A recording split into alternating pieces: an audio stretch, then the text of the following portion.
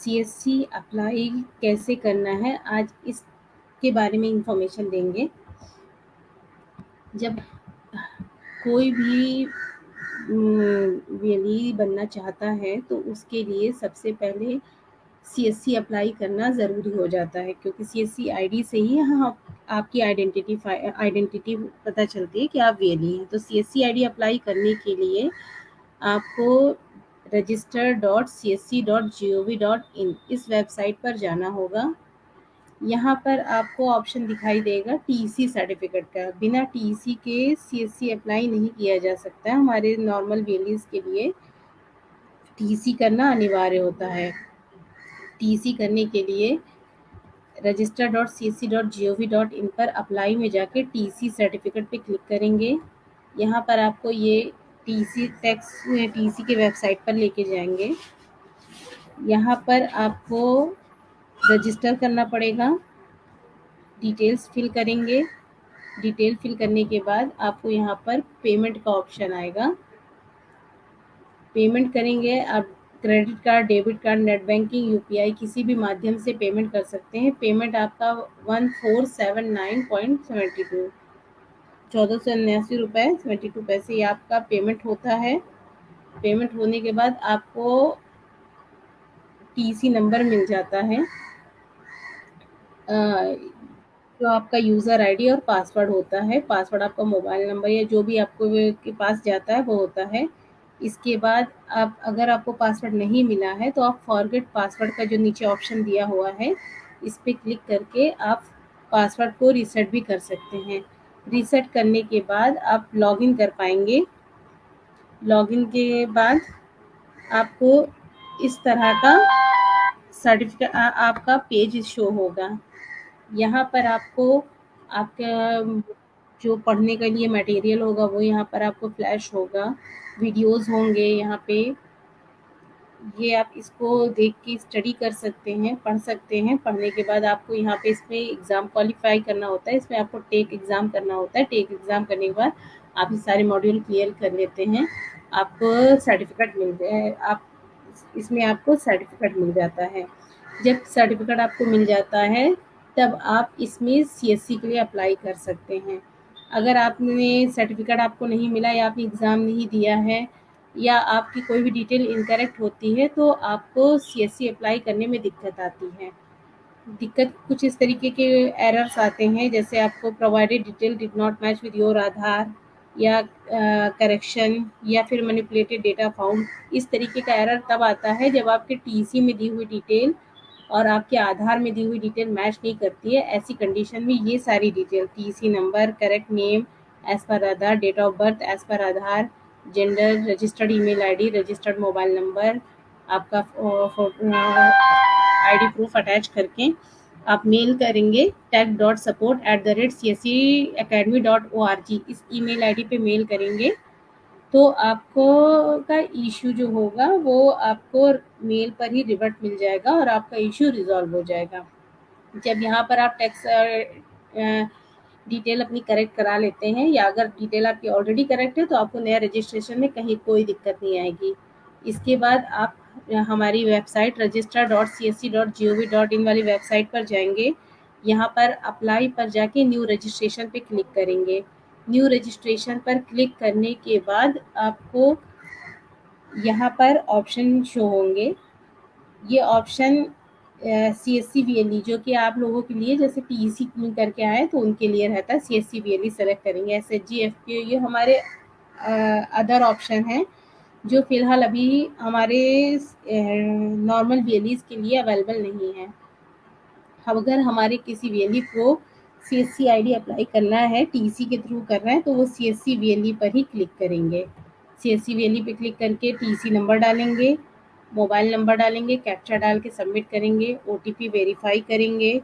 इसके बाद अपनी ईमेल आईडी यहाँ पर फिल करेंगे, ओटीपी डालेंगे, यहाँ पर भी वेरीफाई करेंगे। वेरीफाई करने के बाद आपको यहाँ पर आगे डेट ऑफ बर्थ, आगे जो भी डिटेल्स आएंगी ये फिल करना होगा। फिल करने के बाद आपका आधार ऑथेंटिकेशन होगा। आधार ऑथेंटिकेशन में आप ओटीपी के थ्रू आधार ऑथेंटिकेट कर सकते हैं। ओटीपी डाल के वेरीफाई करेंगे, पेज खुल कर आ जाएगा। यहाँ पर आपकी कुछ डिटेल ऑटो फिल होके आ रही होंगी, जैसे नाम है आपका, मेल आईडी, मोबाइल नंबर, ये फिल होके आ रहा होगा। कुछ डिटेल्स आपको यहाँ पे खुद से फिल करनी पड़ेंगी, जैसे कि कियोस्क नेम है, आप एप्लीकेंट इमेज फिल करेंगे, कियोस्क नेम डालेंगे, इस तरीके से आप पूरी डिटेल फिल करेंगे। इसके बाद लैटिट्यूड लॉन्गिट्यूड सेलेक्ट करेंगे, पॉइंट ऑन मैप पे क्लिक करेंगे, जो भी आपकी लोकेशन होगी उस पर क्लिक करके आप सबमिट करेंगे। वेरी उसके बाद अपना पैन नंबर डालेंगे। आप इंडिविजुअल हैं, एक व्यक्ति की आईडी बन रही है, इसलिए आप यहाँ पर अपना इंडिविजुअल पैन डालेंगे, कोई कंपनी के पैन की नीड नहीं है। इंडिविजुअल पैन पर क्लिक करेंगे, पैन नंबर डालेंगे, वेरीफाई करेंगे। वेरीफाई करने के बाद आप अपनी बैंकिंग डिटेल फिल करना होगा। बैंकिंग डिटेल में आप सेविंग या करंट अकाउंट दोनों में से कोई भी लगा सकते हैं। यहाँ पर आप अकाउंट होल्डर नाम डालेंगे, IFSC code, account number, cancel cheque या पासबुक दोनों में से आप कुछ भी अपलोड कर सकते हैं। 100 केबी के अंदर, 30 टू 100 केबी आपके अंदर के डॉक्यूमेंट आप यहाँ पे अपलोड कर सकते हैं। इसके बाद केवाईसी डॉक्यूमेंट में आप केवाईसी डॉक्यूमेंट में जो भी यहाँ पे ड्रॉप डाउन में आपको शो कर रहा है, आधार, वोटर आईडी, पासपोर्ट या जो भी यहाँ पर आपको शो कर रहा है वो आप आईडी एड्रेस प्रूफ में अपलोड कर सकते हैं, जो भी आपके पास अवेलेबल है। नीचे डिक्लेयर करेंगे और सबमिट कर देंगे। आप आईडी एड्रेस प्रूफ में जो भी डॉक्यूमेंट लगा रहे हैं, नाम आपका एग्जैक्ट जैसा आपने सीएससी में लिखा है वैसा ही होना चाहिए जो डॉक्यूमेंट आप लगा रहे हैं। आप बोथ साइड लगाएंगे। अगर आप वोटर आईडी लगा रहे हैं तो ऐसा नहीं है कि आपने कार्ड नुमा फर्स्ट पेज ही, फर्स्ट जो कार्ड का पेज होता है वो लगा दिया। आपको दोनों तरफ से स्कैन करके क्लियर इमेज में लगाना है। अगर आप आधार लगा रहे हैं तो फुल कॉपी ऑफ आधार लगाएंगे, जो आप डाउनलोड करते हैं, जिसमें आपका नाम एड्रेस दिखाई देता है। या आप पासपोर्ट लगा रहे हैं तो उसमें आपका तो नेम एड्रेस एक ही पेज पर होता है, वो आप ऐसे ही स्कैन करके लगा सकते हैं। ओरिजिनल स्कैन कॉपी आपको लगाना है। जो भी डॉक्यूमेंट लगा रहे हैं वो विजिबल होना चाहिए। Address proof, ID address proof का मतलब ये है कि ना आपका आईडी, आपका नाम और डिटेल और एड्रेस डिटेल सारी दिख रही होनी चाहिए। तो आप जैसे जो भी डॉक्यूमेंट लगाएं इस तरीके से लगाएं कि डिटेल आपका नाम और एड्रेस की प्रॉपर दिखाई दे रही हो, जिसे हम वेरीफाई कर सकें। बैंकिंग की जो भी डॉक्यूमेंट आप लगा रहे हो उसमें भी आपका अकाउंट होल्डर नेम और सीएससी वेली नेम मैच करना चाहिए। अगर स्पेलिंग मिसमैच होगा तब भी अप्रूव नहीं होगा। स्पेस का भी अगर मिसमैच होगा तो अप्रूव नहीं होगा, आपका क्वालिटी चेक में रिजेक्ट हो जाएगा। आप individual bank account, joint bank account लगा सकते हैं, फर्म बैंक अकाउंट अप्रूव नहीं होता है। कैंसिल चेक या पासबुक दोनों में से आप कुछ भी लगा सकते हैं, दोनों ही एक्सेप्टेबल हैं। आप चाहे कैंसिल चेक लगाएं, चाहे आप पासबुक लगाएं। आपका नाम, account number, IFSC code bank द्वारा लिखा हुआ होना चाहिए। हैंड राइटिंग में लिखा हुआ नाम, account number, IFSC code accept नहीं होगा। डॉक्यूमेंट जो भी आप लगा रहे हैं, कैंसिल चेक या पासबुक विजिबल होना चाहिए। बैंक स्टेटमेंट या कोई आईडी कार्ड एक्सेप्ट नहीं होगा। आप बैंकिंग डॉक्यूमेंट आप ये इस तरीके से आप देखिए, यहाँ पर आपको ऊपर कैंसिल चेक दिखाया गया है। ये कैंसिल चेक बिल्कुल इनकरेक्ट है, क्योंकि इसमें ऊपर आप देखिए ना नाम, अकाउंट नंबर, आईएफएससी कोड कुछ भी समझ नहीं आ रहा है कि किस तरीके से लिखा गया है। इसी तरह नीचे देखिए आईडीबीआई का एक एग्जाम्पल दिया गया है, जिसमें आपका IFSC code, account number, account holder name, तीनों चीज़ें बिल्कुल क्लियर हैं। इसी तरह पासबुक में आप देखिए ये दोनों सेम पासबुक है, लेकिन ऊपर की दी हुई पासबुक को इस तरीके से लगाया गया है कि वो उसमें पढ़ने लायक नहीं है। वही नीचे की आप पासबुक को आप देखेंगे, नाम, अकाउंट नंबर, आईएफएससी कोड सारी चीज़ें बिल्कुल क्लियर हैं, जिसे अप्रूव किया जा सकता है। तो डॉक्यूमेंट आप जब भी लगाएं बिल्कुल क्लियर लगाएं, विजिबल लगाएं। आप जब अप्लाई कर देते, सबमिट कर देते हैं, आपको एप्लीकेशन नंबर मिल जाता है 16 डिजिट का, 16 डिजिट का आपको एप्लीकेशन नंबर मिल जाता है, जिससे आप ट्रैक कर सकते हैं। ट्रैक एप्लीकेशन पे क्लिक करके यहाँ पर आप एप्लीकेशन नंबर डालेंगे, कैप्चा डालेंगे, कैप्चा डालने के बाद सबमिट करेंगे तो आपको ये रिवर्ट मिल जाता है कि आपका सीएससी आईडी का स्टेटस क्या है। अंडर रिव्यू है, इसका मतलब अभी आपका की क्यूसी चेक नहीं हुआ है, क्वालिटी चेक नहीं हुआ है।